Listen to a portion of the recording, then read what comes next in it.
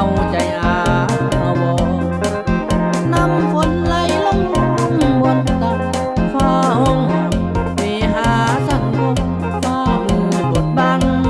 ห่วงบังงอนซาซ่อนหลอดสื่นเขียวตะกา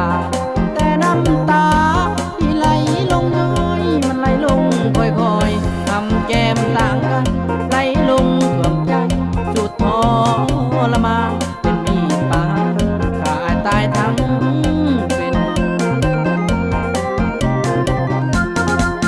น้ำจีเหมือนมีปางก่อนตอนนี้มันหยอกย้อนเห็นแล้วไรทันตัวน้องนั้นทั้งหักทั้งห่วงเจ้าพนีไปห่วงชายทุกความเมาเจ้าถืออายเป็นคนสำห้องหักหนึ่งเปลี่ยนเป็นสองแล้วน้องคนงามถึงเกล็ดต่ำเป็นซ้ำห้องก็ตามใจยังคนงามบ่ลืมน้องใดลงผมใจอายไปถือใจคนไม่ย้อนความทุกข์ยากให้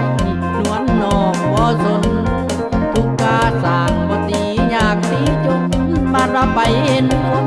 อื่นมีพะลืมจำเอาไว้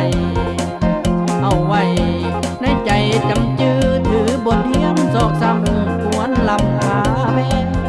สีบ่เย่สิ่งหักกับไผเอาน้ำตาที่ลิ้นไหลล้างใจให้ดึงเจ้าเศร้าแล้วที่ตัดใจไกลห่างเศร้าแล้วที่ตัดใจไกลห่างก็แต่ทางน้องนั้นสมแม่แม่นจังอายสิได้ไปบวชสมโภชย้อนผู้หญิงใจคนสิบวชเป็น